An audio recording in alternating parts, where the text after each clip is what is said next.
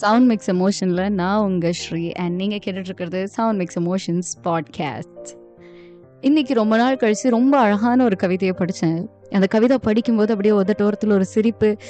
அடடே, இதெல்லாம் நம்மளுக்காக யாராச்சும் பண்ணியிருக்காங்களா, இல்லை நம்ம இதெல்லாம் யாருக்காச்சும் பண்ணியிருக்கோமா அப்படின்னு சொல்லிட்டு யோசிக்க வைக்கிற அளவுக்கு ஒரு கவிதை அப்படின்னு சொல்லலாம். அதை வேறு யாரும் இல்லை, எனக்கு ரொம்ப பிடிச்ச மனுஷபுத்திரன் எழுதின கவிதை தான்.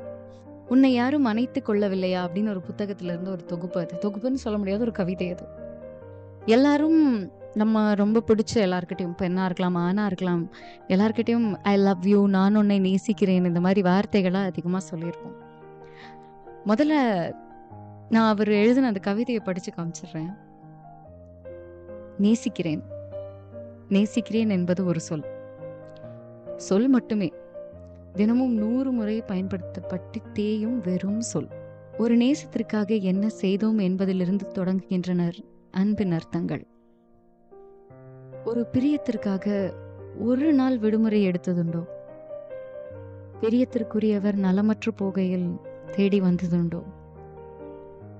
ஒரு நாளில் நீயின்றி இருக்கவியலாது என அழைத்ததுண்டோ? கேட்க தயங்கி கூசி நிற்பதை நீயே முன்வந்து தந்ததுண்டோ?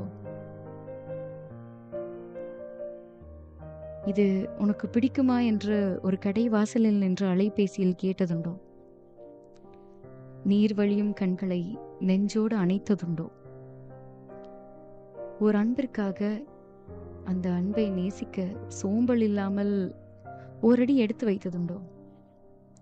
ஒரு அன்பிற்காக அந்த நாளில் ஒரு திட்டத்தையே நீ மாற்றிக்கொண்டதுண்டோ? நேசிக்கிறேன் என்பது பெரும் சொல்.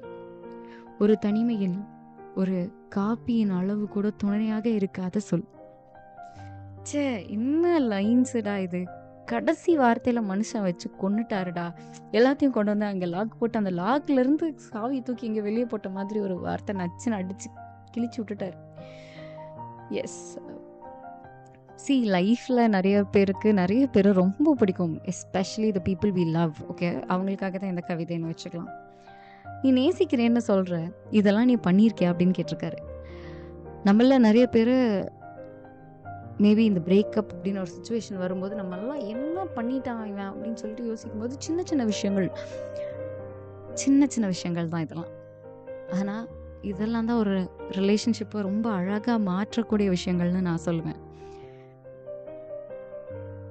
இது உனக்கு பிடிக்குமா அப்படின்னு கேட்கறத தாண்டி, இது உனக்கு பிடிக்கும்னு நான் வாங்கிட்டு வர்றது, உனக்காக நான் எல்லாம் பண்றது அப்படின்னு ஒரு விஷயம் இருக்கும் இல்லையா? அது எல்லாருக்கும் கிடைச்சிடாது. காதல சொல்றது ரொம்ப ஈஸி, ஆனா இன்னொருத்தவங்கனால காதலிக்கப்படுவது அப்படிங்கிறது ரொம்ப ரொம்ப கஷ்டமான விஷயம். அதுக்காக நிறைய எஃபர்ட்ஸ் போட வேண்டியது இருக்கும்.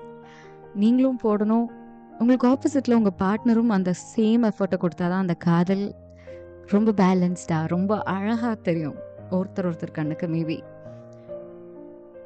ஸோ கடைசி நிமிஷத்தில் ஒரு வார்த்தை சொன்னார் பார்த்தீங்களா? நான் உன்னை லவ் பண்ணுறேன்னு நீங்கள் சொல்கிற வார்த்தை இருக்கே, அது நீ தனியாக இருக்கிற நேரத்தில் ஒரு காஃபி குடிக்கும். ஆக்சுவலி இது வந்து எல்லா பொண்ணுங்களுக்கும் சொல்லுவாங்க. பொண்ணுங்க மட்டும் கிடையாது, ஈவன் நிறைய பசங்க அப்படி தான் இருக்காங்க.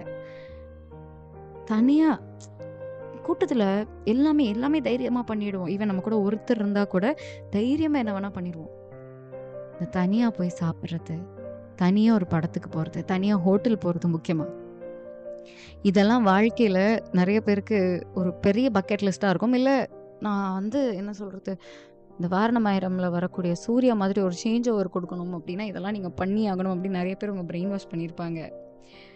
ஸோ நானும் அதே தான் இப்போ இந்த கவிதையில் யோசித்தேன்.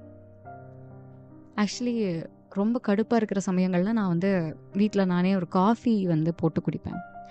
லிட்டரலி அந்த காஃபி குடித்ததுக்கப்புறம் என் மனசுக்குள்ளே என்ன ஒரு சோகம் இருந்தாலும் சரி, என்ன ஒரு மனக்கவலை இருந்தாலும் சரி, அதுலேருந்து ஒரு பாட்டு நான் வெளியே வந்த மாதிரி ஃபீல் பண்ணுவேன். பட் அதே நேரம் இதே கேள்வியை நீங்கள் உங்ககிட்ட கேட்டுக்கணும். இஃப் சப்போஸ் நீங்களும் அந்த மாதிரி ஒரு பர்சனாக இருந்தீங்கன்னா, மனுஷபுத்திரன் சொன்ன மாதிரி உங்களை நேசிக்கிறேன்னு சொன்ன ஒரு பார்ட்னர்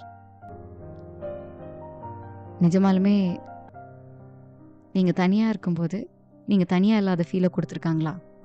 ஈவன் அவங்க அந்த இடத்துல இல்லைனாலும், அவங்க ப்ரெசன்ஸ் அங்கே இல்லைனாலும், மனசளவில் மைண்ட் அளவில் கூட சொல்லலாம், அவங்க உங்க கூட இருக்கிற மாதிரி ட்ராவல் பண்ணியிருக்காங்களா? Not beyond things. நீ ஃபோன் பண்ணிகிட்டே இருக்கணும், பேசிகிட்டே இருக்கணுங்கிறது எல்லாத்தையும் தாண்டி தேர் ஆர் ஃபியூ திங்ஸ் ஒருத்தவங்க நம்ம கூடவே இருக்காங்கங்கிறத ஃபீல் பண்ண வைக்கும். அந்த மாதிரி இருந்திருந்தாங்கன்னா, அந்த காஃபியை விட ரொம்ப ஆறுதலாக இருந்திருந்தாங்கன்னா, நிஜமாலுமே நீங்கள் ரொம்ப lucky. I am very happy for you. So இந்த கவிதை என்ன ரொம்ப இன்ஸ்பயர் பண்ணுச்சு. அண்ட் எனக்குள்ள அந்த சின்ன குறுநகையை கொண்டு வந்தது இந்த கவிதை தான். ஸோ உங்களுக்கும் அந்த குறுநகை கொண்டு வரணும், அந்த ஒரு சின்ன சிரிப்பு கொண்டு வரணும் அப்படின்னு தோணுச்சு. ஸோ அதுக்காக தான் இந்த பாட்காஸ்ட். அடுத்த பாட்காஸ்ட்டில் அழகாக மீண்டும் சந்திப்போம். பாய்.